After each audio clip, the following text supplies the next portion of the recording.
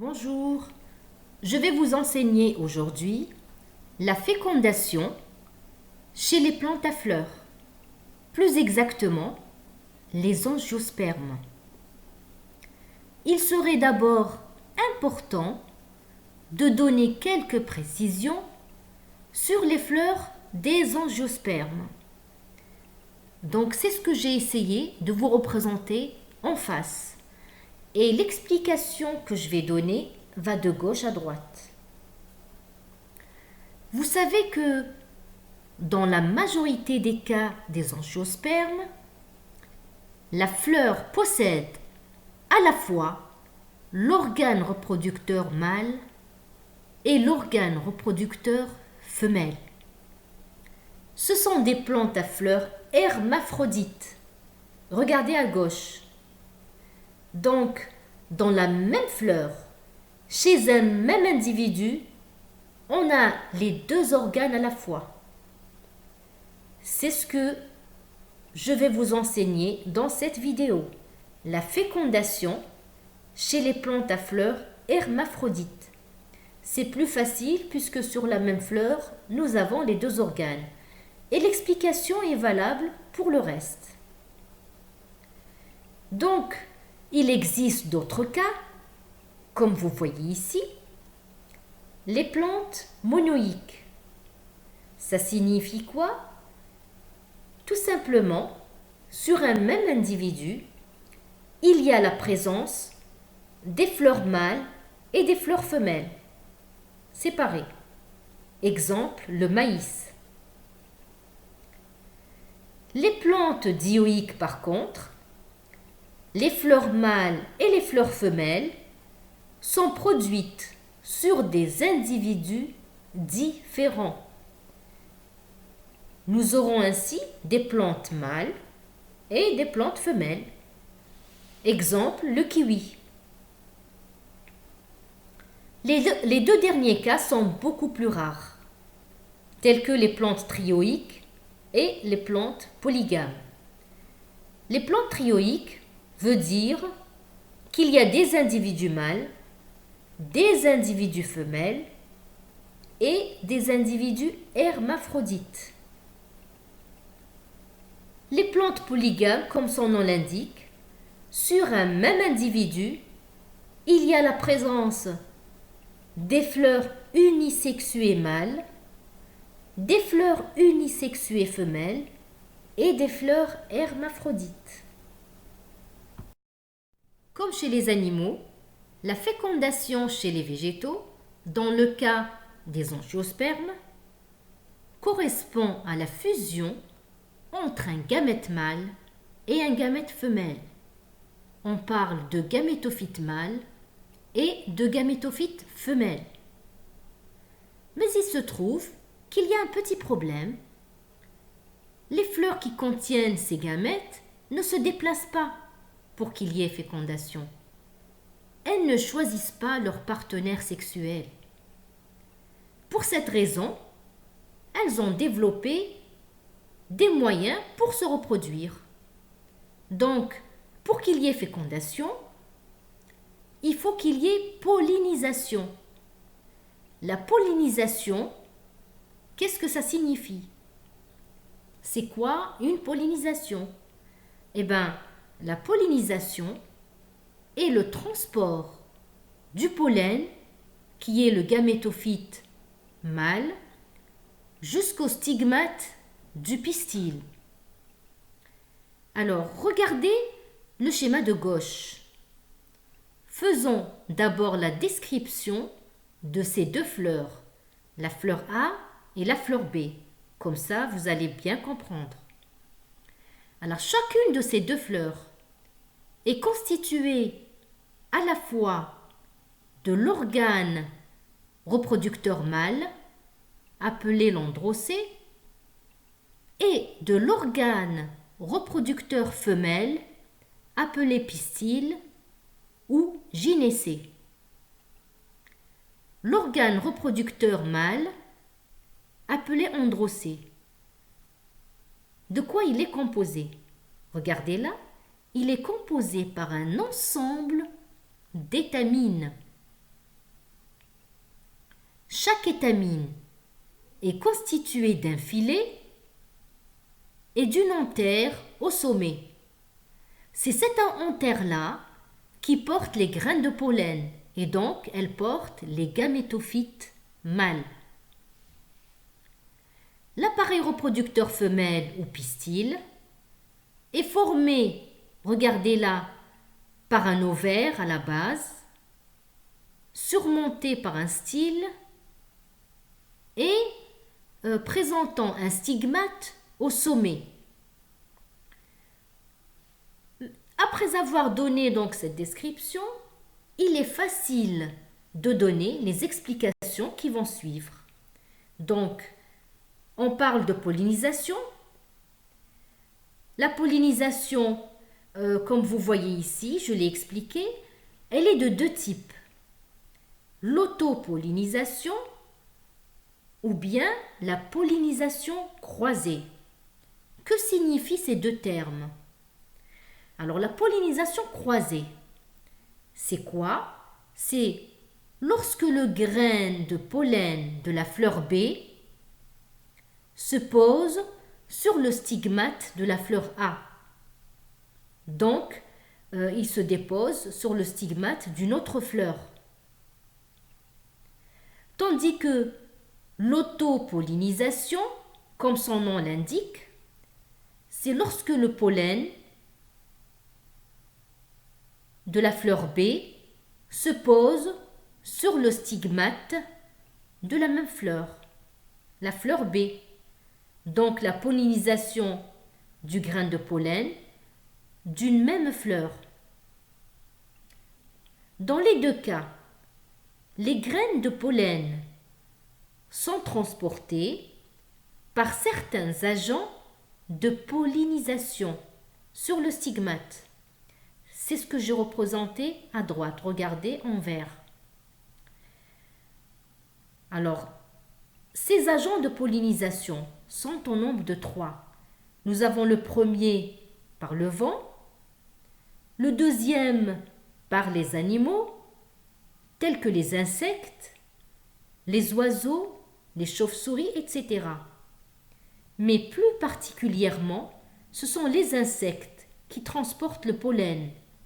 Je peux donner l'exemple de l'abeille, qui est considérée comme le meilleur pollinisateur. Elle contribue à la pollinisation de 80% des plantes à fleurs. Elle est capable de butiner 250 fleurs par heure. Ça, je parle d'une abeille. Et de stocker sur ses pattes 500 000 grains de pollen. Et la photo que je vous montre ici, c'est la photo d'une abeille qui présente une corbeille pleine de grains de pollen en train de butiner des fleurs de cerisier. Donc, les abeilles, ce sont de très très bons agents de pollinisation. Ceci dit, il existe également d'autres insectes aussi. Alors, nous avons cité comme agent de pollinisation le vent, les animaux, et le dernier agent, c'est l'eau. À droite, vous avez le schéma d'un grain de pollen qui est formé de 2 cellules haploïdes, la cellule végétative qui est responsable de l'allongement du tube pollinique et la cellule spermatogène, beaucoup plus petite et qui baigne dans la cellule végétative, qui va se diviser au moment de la germination pour nous donner 2 cellules reproductrices haploïdes. Ces 2 cellules reproductrices haploïdes, ce sont les gamètes mâles. On les appellera les 2 entérozoïdes. Maintenant, je vous invite à regarder le schéma de gauche. Donc, après pollinisation, au contact du stigmate, le grain de pollen s'hydrate augmente de taille et germe. Cette hydratation et cette germination exigent la présence de l'eau, de sucre et d'éléments minéraux qui sont libérés par le stigmate. La cellule végétative forme le tube pollinique qui pénètre dans le style et progresse jusqu'à l'ovaire. Dans le tube pollinique, comme vous voyez ici, descend d'abord le noyau végétatif, suivi par les deux noyaux reproducteurs, ou bien les deux entérozoïdes. Le tube croît et atteint le sac embryonnaire par le micropyle et donc par l'ouverture. Regardez à gauche. Lorsque le tube pollinique atteint le sac embryonnaire par le micropyle, le noyau végétatif dégénère et les deux entérozoïdes sont expulsés dans le sac embryonnaire. Maintenant, regardez le schéma de droite. L'un des noyaux fusionne avec l'oosphère, donnant un zygote diploïde à deux N qui se développera en embryon. En fait, c'est ce qui représente la première fécondation. L'autre noyau haploïde fusionnera avec les deux noyaux polaires pour donner un noyau triploïde, c'est-à-dire à 3 N, et ça constitue la deuxième fécondation. Donc cette deuxième fécondation donnera l'albumène à 3 N, c'est-à-dire triploïde, qui est le tissu de réserve nutritif de la graine. Par la suite, les cellules antipodes et les synergides dégénèrent et il ne subsiste dans le sac que l'embryon et le tissu nourricier, l'albumène. Regardez le schéma de gauche. Donc on voit bien ici qu'après la double fécondation, il y a disparition des cellules antipodes et des synergides.